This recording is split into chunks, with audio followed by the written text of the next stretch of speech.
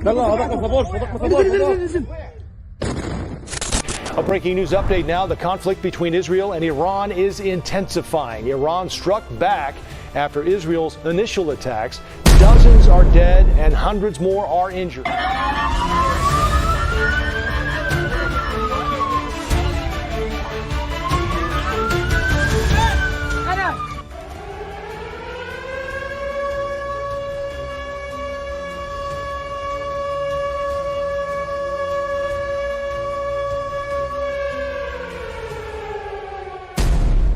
Dalam kegelapan menjelang fajar, terjadi pergeseran yang mengerikan dalam keseimbangan kekuatan militer di Timur Tengah. Ratusan rudal Iran, balistik, jelajah, dan amunisi yang dapat terbang menerjang Israel dengan koordinasi yang mengerikan dan dampak yang menghancurkan. Ini bukan sekadar serangan balasan. Ini adalah demonstrasi yang terencana dari doktrin rudal Iran yang telah berevolusi, yang dipicu oleh pemboman Israel pada tanggal 15 Juni terhadap fasilitas yang terkait dengan Garda Revolusi di dekat Haifa yang menewaskan banyak perwira senior. Respons Teheran cepat, luar biasa, dan taktis. Lebih dari 300 serangan rudal dan pesawat nirawak diluncurkan secara bersamaan dari wilayah Iran, Irak, Suriah, dan wilayah udara Lebanon. Jantung kota Tel Aviv yang selama ini dianggap kebal terhadap serangan rudal langsung karena arsitektur pertahanan berlapis Israel diguncang oleh serangan yang diarahkan secara presisi. Infrastruktur sipil seperti simpul komunikasi, jaringan listrik, dan fasilitas pengolahan air sengaja menjadi sasaran bersama pusat komando militer dan pangkalan udara. Ini lebih dari sekadar balas dendam, ini adalah kalibrasi ulang medan perang.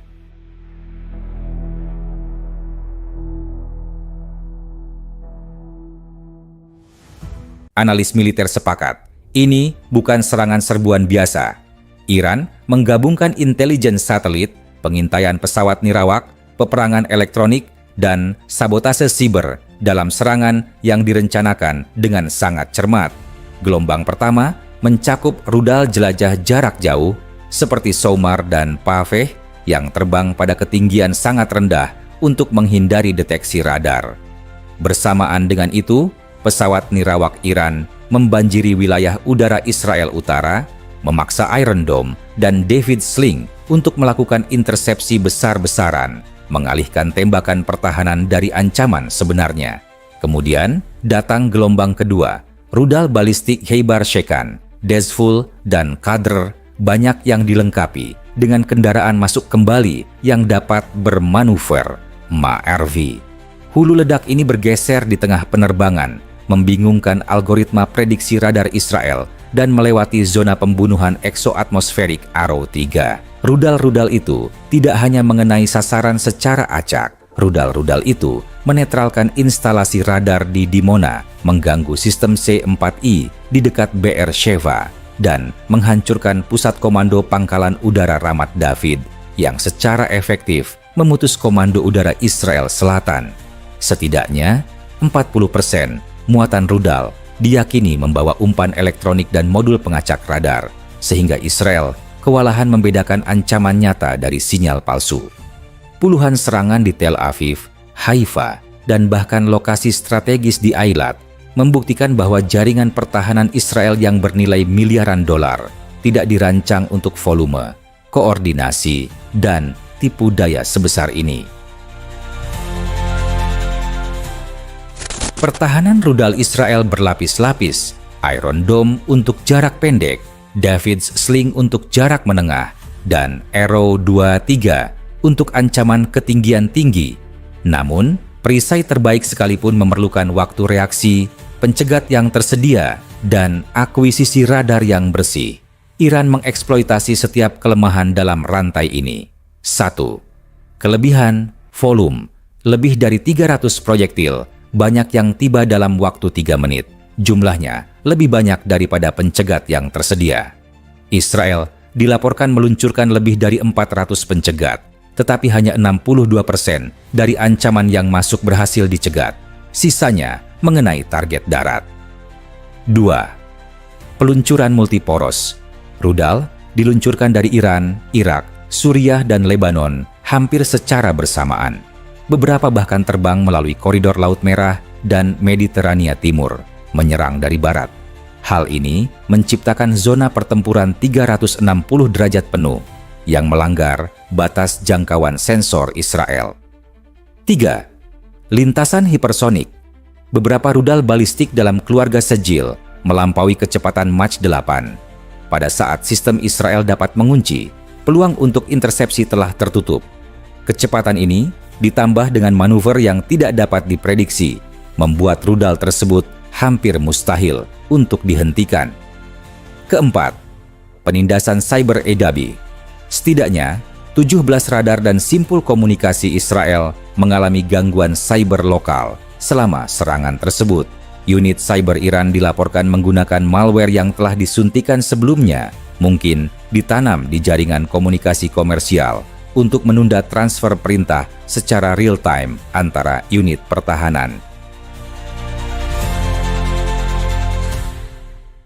Serangan ini menandai perubahan dramatis dalam doktrin militer regional Iran, dari perang proksi menjadi konfrontasi kinetik negara secara langsung. Secara historis bergantung pada Hizbullah dan milisi, Iran saat ini bertindak sebagai pasukan penyerang presisi tingkat negara yang melaksanakan serangan terkoordinasi dengan akurasi yang akurat. Apa yang ditunjukkan oleh ini? 1.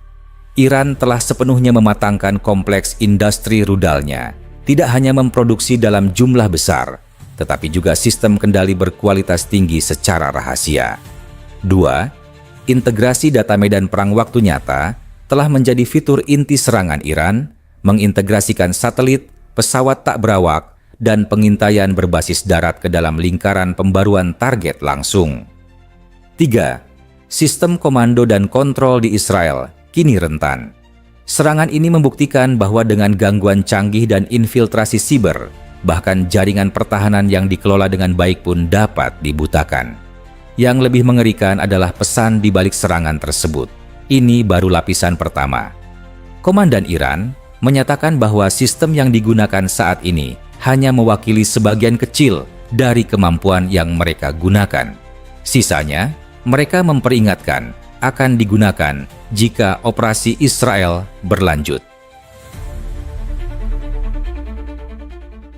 Belum pernah sebelumnya dalam sejarah Israel modern, pusat kota Tel Aviv mengalami kerusakan infrastruktur sebesar ini.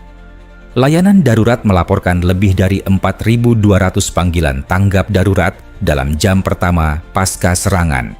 Jaringan listrik mengalami kegagalan beruntun karena beberapa gardu induk transformator yang rusak. Rumah sakit di kota tersebut beroperasi dengan generator cadangan, sementara Direktorat Siber Nasional Israel berjuang memulihkan sistem perutian yang diserang malware. Satu rudal menghantam hanya 800 meter dari markas besar Kementerian Pertahanan Israel, melukai beberapa staf dan melumpuhkan jaringan komando pengawasan. Visual menara yang terbakar di pusat kota Tel Aviv yang disiarkan ke seluruh dunia mengirimkan pesan yang mengerikan. Tidak ada tempat yang aman. Tidak lagi. Serangan Iran telah mengubah kalkulasi militer di kawasan tersebut. Selama beberapa dekade, keunggulan Israel bertumpu pada dominasi peringatan dini, intersepsi tanggap cepat, dan intelijen yang unggul. Kini, ketiga pilar tersebut diuji dan dibengkokkan jika tidak dipatahkan.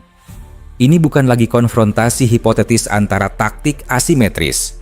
Apa yang terjadi pada 16 Juni 2025 adalah konfrontasi rudal langsung tingkat negara, di mana Iran tidak hanya bertahan hidup, ia juga menunjukkan keunggulan dalam beberapa bidang peperangan modern. Saat masyarakat internasional berusaha meredakan ketegangan, satu fakta tetap jelas, rudal Iran tidak lagi hanya alat pencegah.